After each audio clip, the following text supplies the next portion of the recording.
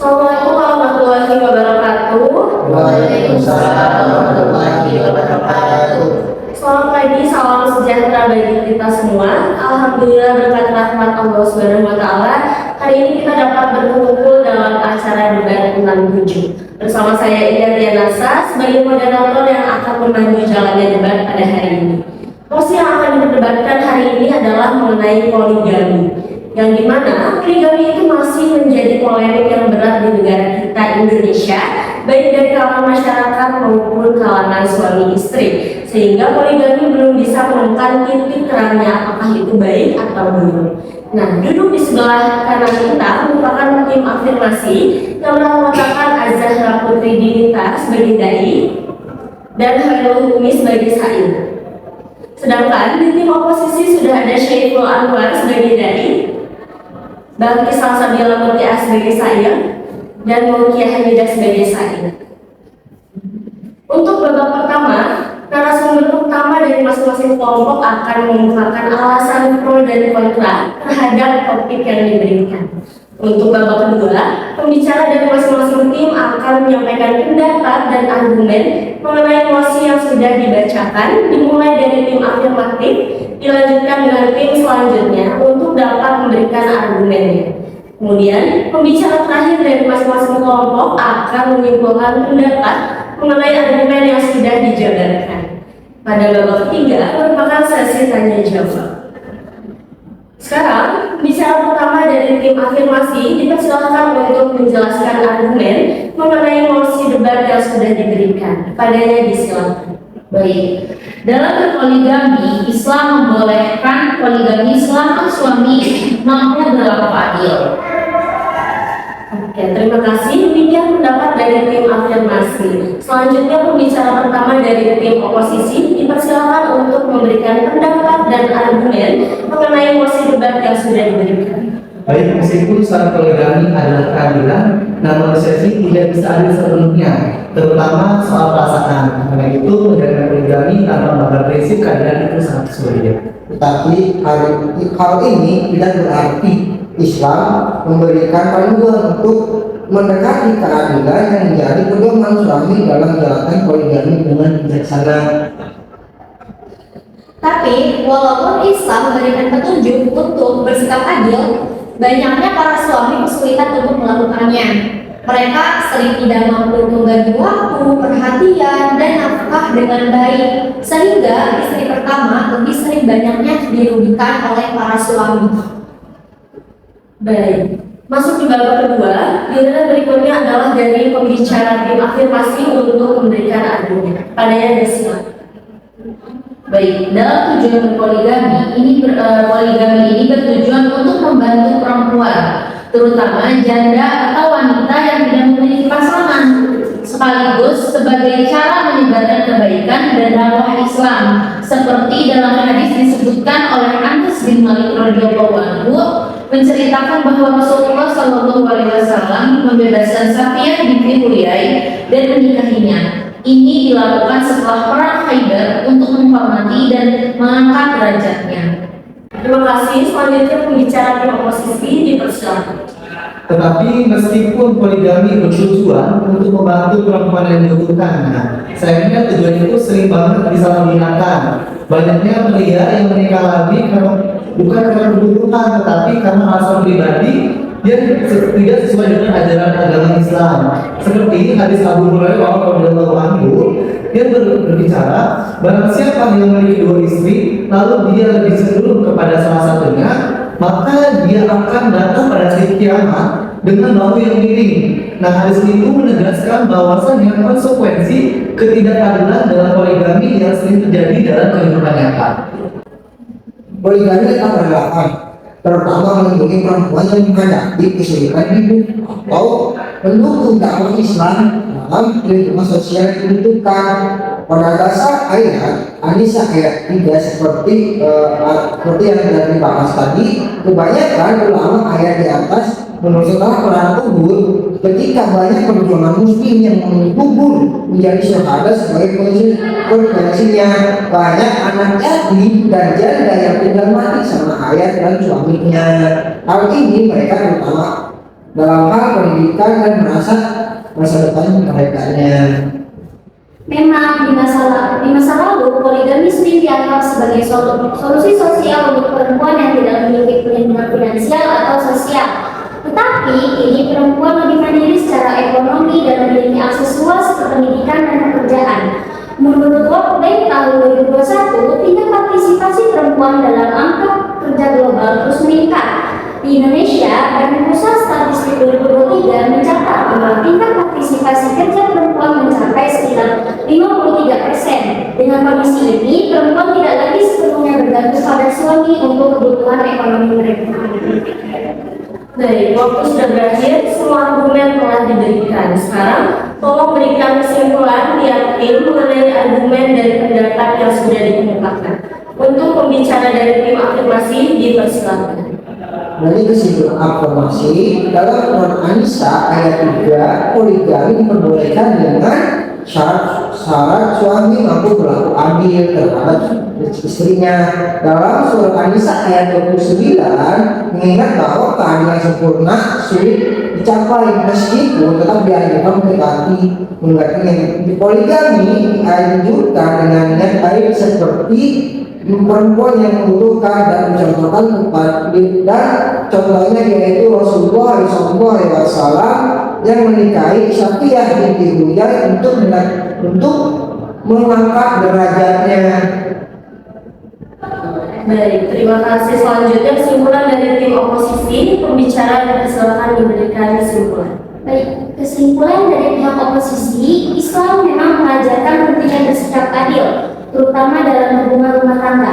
Tetapi banyak suami menghadapi kesulitan dalam menerapkannya seperti membagi waktu, perhatian, dan nafkah secara seimbang. Akibatnya, istri pertama seringkali merasa dirugikan. Dan juga perubahan kondisi sosial modern seperti saat ini, di mana perempuan semakin mandiri secara finansial dan sosial mereka, menjadikan poligami tidak lagi relevan sebagai solusi utama untuk masalah perlindungan perempuan atau dakwah Islam. Baik, bagus sekali. Sesi selanjutnya adalah tanya jawab. Pertanyaan pertama adalah dari tim afirmasi yang akan langsung dijawab dan dilanjutkan oleh tim oposisi. Padanya disilakan. Baik. Kesejahteraan perempuan dalam poligami memberikan perempuan perlindungan yang lebih baik dalam kehidupan rumah tangga dibandingkan dengan hubungan tanpa status yang sah. Perempuan memiliki hak yang jelas dalam pernikahan ini. Studi dalam jurnal Al-Ahwal menyoroti bahwa poligami yang sah memberikan jaminan hukum dan finansial kepada perempuan serta melindungi mereka dari ketidakjelasan status hukum dalam hubungan di luar pernikahan. Mengenai kesejahteraan perempuan dalam berpoligami, tapi bagaimana nih perasaan seorang istri, terutama istri pertama yang sering merasa tersakiti, banyak yang merasa tidak dihargai, sedih, atau kehilangan rasa aman dalam rumah tangga. Seperti hadis Rasulullah SAW, yang artinya yang terbaik di antara kamu adalah orang yang paling baik kepada keluarganya. Hadis riwayat Tirmizi. Nah, hadis itu menunjukkan untuk bahwa kita harus sejahtera melalui emosionalistik atau prioritas. Praktik poligami yang tidak adil justru merusak kesejahteraan istri tersebut. Kebanyakan perempuan ini merasa aman dengan finansial karena sosial yang adanya pernikahan poligami, terutama jika suami mampu memenuhi hak mereka secara setara. Dalam Undang-Undang Nomor 1 ayat dan Nomor 1 pada tahun 1974, jadi suami harus mampu memenuhi kebutuhan finansial dan emosional dari istrinya. Jika suami tidak mampu memenuhi persyaratan, maka tidak boleh untuk berpoligami. Tapi kan tidak semua perempuan itu menerima dalam poligami ya, karena istri pertama itu mengetahui keadaan suaminya mampu atau tidaknya. Maka dari itu banyaknya suami tidak mampu memberikan perhatian atau nafkah secara adil. Makanya itu bisa menyebabkan ketidakadilan dalam poligami. Nah, sebenarnya karena itu suami memiliki tanggung jawab besar dalam poligami untuk memberikan perhatian yang adil kepada semua istri dan memenuhi kebutuhan mereka dengan setara. Seperti mayoritas ulama sepakat bahwa suami yang menikah lebih dari satu istri memiliki tanggung jawab besar untuk berlaku perlakuan dan perhatian yang setara. Tapi meskipun suami dan poligami punya kaum yang bertanggung jawab yang besar nih, itu pun seringkali diabaikan. Banyaknya yang tidak mampu membagi perhatian, waktu, dan nafkah secara adil sehingga istri pun merasa tidak puas dengan semua ini. Nah, adapun dalam Quran surat Al-Kahfi ayat 6 yang artinya peliharalah dirimu dan keluargamu dari api neraka. Ini tuh menjelaskan bahwasanya tanggung jawab suami adalah memastikan keadilan dan kebaikan dalam keluarganya termasuk saat berpoligami. Kebanyakan suami yang berhasil menjalankan tanggung jawabnya dalam poligami dengan cara bijaksana dan berpegang pada nilai-nilainya, pada nilai agama. Dalam dalil surat An-Nisa ayat 13 menegaskan bahwasanya keadilan syarat utama bagi seorang suami yang ingin berpoligami. Banyak suami yang memahami dan menjalankan tanggung jawab ini dengan bijaksana, menjadikan nilai keadilan sebagai pedoman dalam hubungan rumah tangga. Tetapi ada masalah mengenai poligami yang menyebabkan ketidakadilan finansial dan emosional. Padahal salah satu kewajiban utama suami dalam Islam adalah menafkahi istri dan anak-anaknya dengan layak. Seperti dalam Quran surat Al-Baqarah ayat 233 yang artinya, para ibu hendaklah menyusukan anak-anaknya selama 2 tahun penuh bagi yang ingin menyusui secara sempurna. Kewajiban ayahlah memberi makan dan pakaian kepada para ibu dengan cara yang baik. Nah, dalam praktiknya ini banyak suami yang gagal memenuhi nafkah untuk semua istri dan anak-anaknya secara adil. Di Maroko sendiri, sebuah studi dalam Moroccan Family Institute tahun 2019 menemukan bahwa anak-anak dari keluarga poligami lebih cenderung mengalami gangguan perilaku dan kesulitan belajar karena lingkungan rumah mereka yang penuh ketegangan. Nah, makanya di sini juga ada hak dan kewajiban. Poligami memastikan bahwa semua istri memiliki hak dan kewajiban yang jelas, seperti mendapatkan nafkah dan perhatian dari suami yang dikelola sesuai ketentuan agama, seperti yang ada di dalam Al-Quran surat An-Nisa ayat 129. Nah, tetapi mengenai hal ini seringkali dijadikan hanya teori saja. Banyak istri pertama yang merasa dilupakan, sementara istri baru mendapatkan perhatian lebih banyak gitu. Seperti Quran surat Al-Baqarah ayat 208 menjelaskan bahwasannya artinya para wanita mempunyai hak yang seimbang dan kewajibannya menurut cara yang ma'ruf atau cara yang baik. Nah, keseimbangan di sini hak dan kewajiban merupakan prinsip yang seringkali terabaikan dalam berpoligami. Poligami yang dijalankan sesuai syariat Islam, mungkin semua istri mendapatkan hak mereka secara adil, baik dalam nafkah maupun perhatian emosional. Dalam surat An-Nisa ayat 3 yang perlu dicatat bahwasanya poligami hanya diperbolehkan jika seorang dapat berlaku adil terhadap semua istrinya. Ini cerminan dari hadis Nabi Muhammad SAW menyatakan bahwa siapa yang memiliki 2 istri namun lebih condong pada salah satu daripada yang lain, maka ia akan dibagikan pada hari kiamat dalam keadaan mirip bahunya. Tapi kan keadilan yang diajarkan oleh Islam itu sulit ya untuk diterapkan sepenuhnya oleh para suami. Makanya banyaknya istri dalam poligami itu merasa hak mereka itu tidak terpenuhi, seperti nafkah lahir batin, terus nafkah kepada anak dengan baik secara personal maupun fisik. Nah, makanya itu poligami di zaman sekarang ini, poligami masih bisa menjadi solusi untuk beberapa kasus, seperti ketika istri pertama tidak bisa memiliki anak atau mengalami masalah medis lainnya, seperti Undang-Undang Nomor 16 di tahun 2019 syarat poligami pasal 4 Undang-Undang Perkawinan di Indonesia. Nah, sini tapi banyak banget nih alasan seperti masalah kesehatan atau tidak punya anak. Ini pun sering digunakan untuk membenarkan poligami. Nah, hal itu sering mengabaikan perasaan atau kesejahteraan istri pertama. Dalam Quran surat Al-Isra ayat 26 sampai 27 mengatakan yang artinya, dan janganlah kamu menghambur-hamburkan hartamu secara boros. Sesungguhnya pemborosan itu adalah sifat atau saudara setan. Di sini pun dijelaskan bahwa alasan kebutuhan seringkali digunakan untuk membenarkan poligami, tetapi praktiknya tidak mempertimbangkan dampak finansial atau emosional. Di zaman modern ini, poligami masih relevan dalam situasi tertentu seperti mendukung perempuan yang membutuhkan perlindungan atau membangun keluarga yang harmonis. Tapi kan poligami itu di masa sekarang sering lebih didasari oleh keinginan pribadi daripada kebutuhan suami. Banyaknya suami ini tidak memikirkan dampaknya pada keluarga, sehingga tujuan awal dari poligami ini sering tidak tercapai. Apalagi di zaman sekarang banyaknya para suami ini yang menikah lagi tanpa persetujuan dari istri pertama.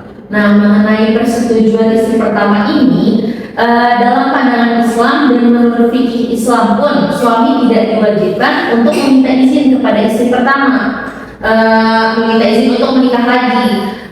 Poligami diperbolehkan selama memenuhi syarat-syarat yang ada di dalam Al-Quran. Nah, tapi kan jika istri pertama tidak diwajibkan, nah, hal ini pun sering memicu konflik rumah tangga. Istri pertama tidak dilibatkan, merasa dihianati secara emosional atau merasa tidak dianggap bahwasanya dia itu seorang istri. Adapun dalam Quran Surat An-Nahl ayat 90 yang artinya sesungguhnya Allah menyuruh berlaku adil dan berbuat kebaikan. Nah, prinsip musyawarah ini pun dan keadilan dalam rumah tangga termasuk melibatkan istri pertama dalam keputusan penting seperti poligami ini.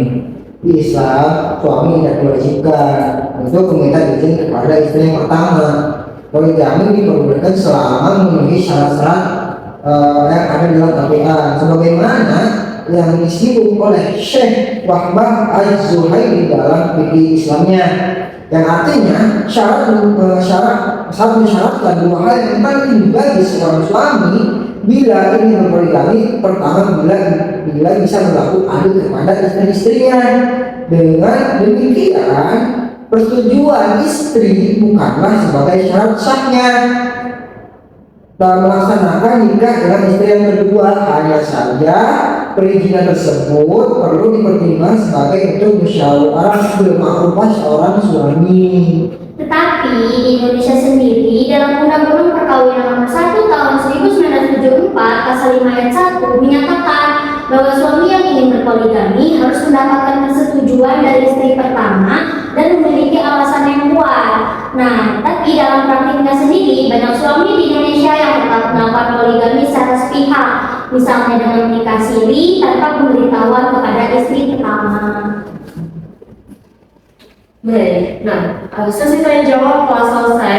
Dari perdebatan ini kita dapat menyimpulkan bahwa poligami diperbolehkan dalam Islam dengan syarat keadilan dan bertujuan membantu perempuan yang membutuhkan. Jika dijalankan dengan tanggung jawab, poligami dapat memberikan perlindungan finansial dan juga sosial, serta tetap relevan di zaman modern. Akan tetapi, di sisi lain, keadilan dalam poligami itu sulit dicapai, seringkali menimbulkan ketidakadilan bagi istri pertama. Poligami juga kerap disalahgunakan dan dianggap tidak lagi relevan karena perempuan kini lebih mandiri. Perdebatan ini berpusat pada tantangan keadilan dalam poligami serta relevansinya dalam kehidupan modern. Saya, selaku moderator, mohon maaf apabila ada kesalahan dalam ucapan ataupun perilaku saya, baik yang disengaja maupun yang tidak disengaja, dalam memandu acara debat ini. Terima kasih atas perhatiannya dan sampai jumpa.